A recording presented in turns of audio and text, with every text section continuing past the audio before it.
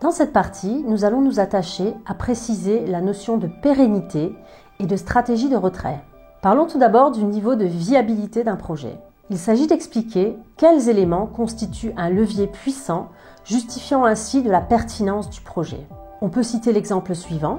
L'objectif est de mener ce projet de centre polyvalent durant plusieurs années pour une durabilité sociale concrète qui se réalisera grâce à la vente des différents produits et l'acquisition de la maîtrise des techniques de transformation.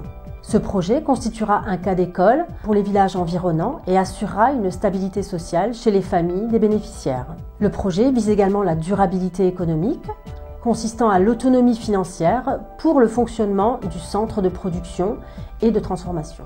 Évoquons à présent la stratégie de continuité du projet. Sous cette notion, il faut rappeler les critères et les objectifs que le projet doit atteindre pour que sa viabilité soit assurée et garantie une fois les financements terminés, par exemple une formation solide des bénéficiaires, une autonomie financière du partenaire. Alors on peut citer l'exemple suivant. L'objectif principal du projet est la formation solide et continue des bénéficiaires grâce à la mise à disposition de matières premières et de matériel neuf qui permettra leur autonomisation. L'autonomisation du partenaire est aussi importante. La notion d'implication des autorités locales et nationales est également fondamentale quand on parle de pérennité. Il est important, par exemple, de préciser à quel stade en est le dialogue avec les autorités locales. Sont-elles en accord avec le projet? L'ont-elles accepté? Des accords ont-ils déjà été trouvés? Par exemple, cessation d'un terrain communal à une organisation. Il est important aussi de préciser si le projet rentre dans d'autres cadres de référence internationaux. Par exemple, le dialogue avec les autorités locales a commencé depuis l'inauguration du dispensaire.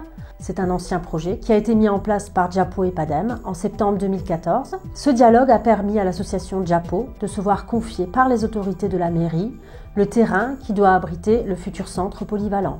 L'association Diapo travaille également en parfaite collaboration avec les chefs du village, en les consultant régulièrement. La présence d'un partenaire local est également un prérequis quand on parle de durabilité. C'est en effet à lui qu'incombe la suite du projet, une fois les financements achevés. On peut dans cette partie présenter en quelques lignes le partenaire local également. Nom précis et sigle, adresse, type d'agrément dont il dispose, numéro d'enregistrement, nom du directeur, mission principale. On pourra préciser aussi si l'organisation a déjà travaillé avec ce partenaire, si oui, préciser quand et sur quel type de projet. Alors on peut citer l'exemple suivant.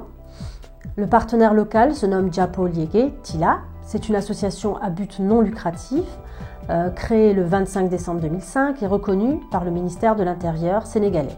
Diapo est une association de développement local basée à Tila, dont le siège se trouve à Dakar. Cette organisation est composée essentiellement de natifs de Tila. Il faudra aussi préciser le rôle de ce partenaire local dans la pérennité du projet. Il faudra donc définir la fonction du partenaire local et de ses membres durant la réalisation du projet, puis à la suite du projet. C'est une phase post-projet qui doit déjà être planifiée. Il sera enfin intéressant de préciser la stratégie de retrait et d'autofinancement du projet.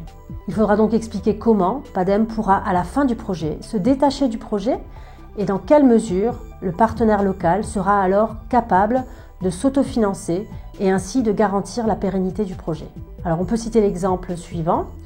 Diapo intervient dans la conception, la rédaction ainsi que la réalisation de toutes les activités qui touchent au projet jusqu'au retrait de PADEM, moment où Diapo sera devenu indépendant financièrement.